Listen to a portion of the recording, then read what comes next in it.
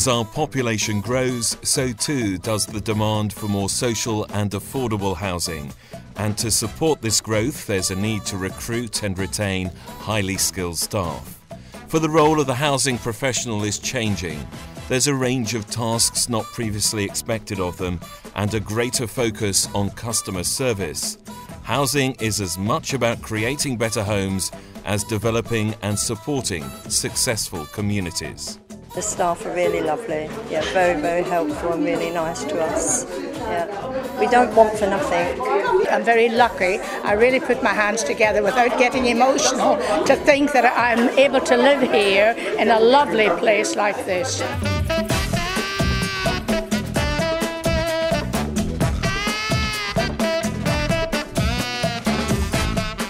At 25, graduate Matthew Bird has chosen a career in housing management.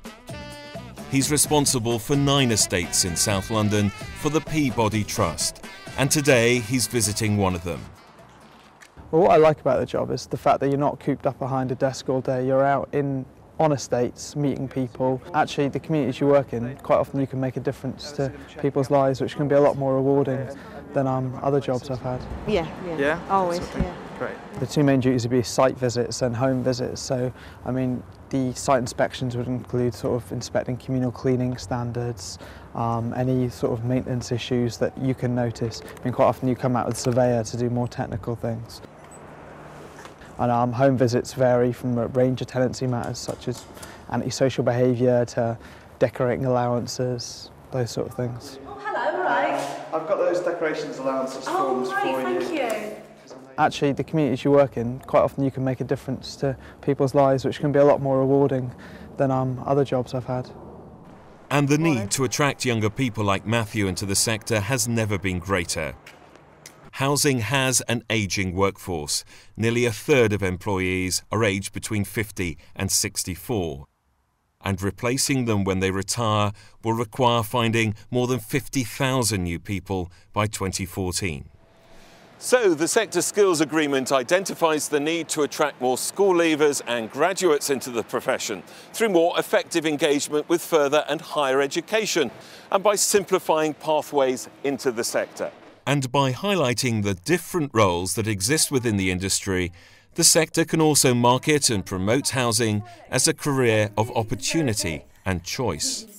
I think it could be made more attractive by raising awareness, perhaps approaching people before they're doing their degrees, or approaching people even better while they're still at school, so it puts that little light bulb in there, thinks, hang on, this is perhaps something that I'd like to do later on. Other than the staff? Once you start off in housing, there are just so many different paths that you can go along. It's not like some career options where you've got that single track and you've done your degree and you've done your training. You can start with doing maintenance side of it, overseeing that, working in estate management. You can be working in a support environment. There's just so many different things you can do. All right, I'll see you later. Asset Skills recognises that as the industry develops, new qualifications and standards will be required. But staff that are given opportunities to develop their skills are more likely to remain loyal to their employer. We've set up a programme of training through which people are able to progress through the ranks, and we've now got people who we took on who started in fairly junior roles and have moved through the organisation to become managers in their own right. So we've seen training as being quite a valuable tool in helping us retain good staff. It's an exciting time to be working in the housing sector, and the opportunities and challenges of the coming years will be best met through partnership. The voluntary sector, social housing, local authorities and professional bodies like the Chartered Institute of Housing and the National Housing Federation, all working together to ensure the right people have access to the right skills so they continue to enter and stay within the industry. Well, it is very important that we get the people into housing.